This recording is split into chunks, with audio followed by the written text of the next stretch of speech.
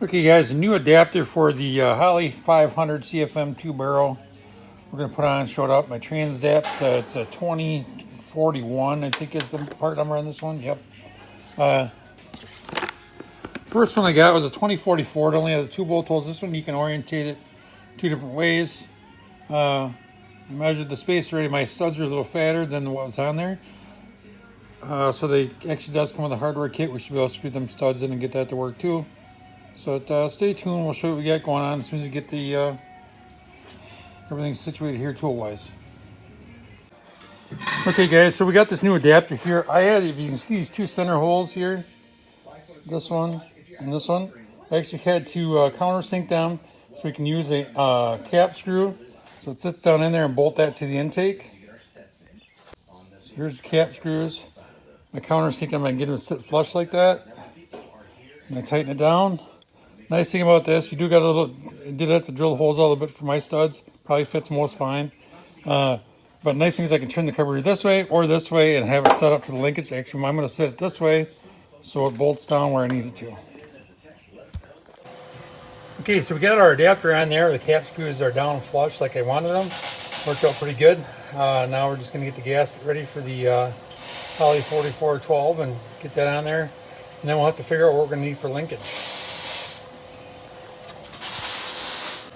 Okay, so they come with the 4 studs for your carburetor mounting plate. You can screw them in there real quick.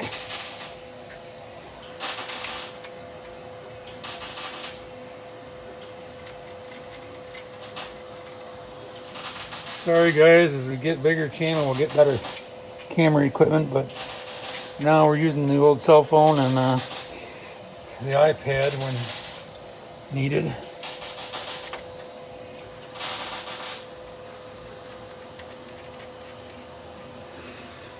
Okay, so our studs are in. I'll tighten them down just a hair. We'll get our gasket on here and we can start mounting our carburetor.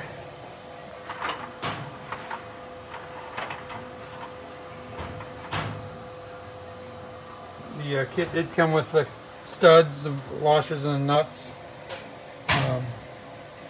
Came with the gasket for the bottom of the adapter and a gasket for the top, between the carburetor and the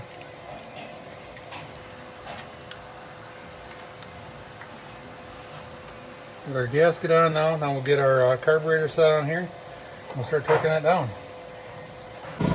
Okay guys, so before we get started here, the surface of this carburetor is pretty dirty from the old gasket. We're going to clean that up real quick and then we'll put it on the manifold. Okay, so we got that cleaned up. We're ready to set it on. Okay, so our 2-barrel carb's sitting on top of the intake now. We're going to get all clamped down and then we'll have to figure out our linkage. Obviously we're going to have to do a longer fuel line. Actually, it won't have to be longer. I actually have to shorten it up and run a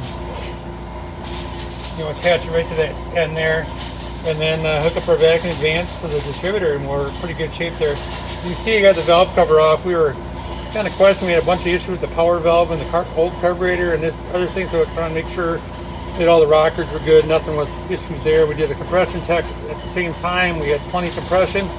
So hopefully this will be a nice little upgrade. And if this works out, we're going to move forward with getting the Poffenhauser actual 2 or 4-barrel intake and putting on here. But for now, we'll start out with this and see how it handles it.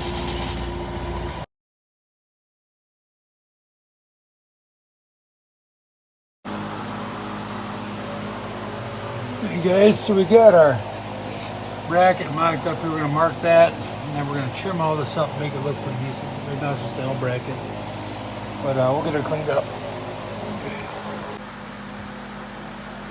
Okay guys, you can see I got my L bracket bent, drilled my holes. I just kind of tapered that up to make it look a little nicer. I'm going to round the edges off the corners here. Just kind of clean it up, and then we'll be ready to put it on. I'm going to actually end up spacing this out some to get my linkage to line up more, but we'll be able to get that no problem.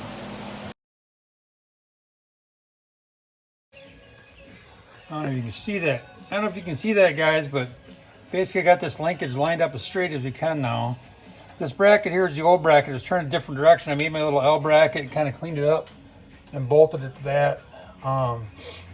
And the lines are pretty good, and my spring is where it belongs. It's not retracted. This thing, nice return on it. That should work pretty good.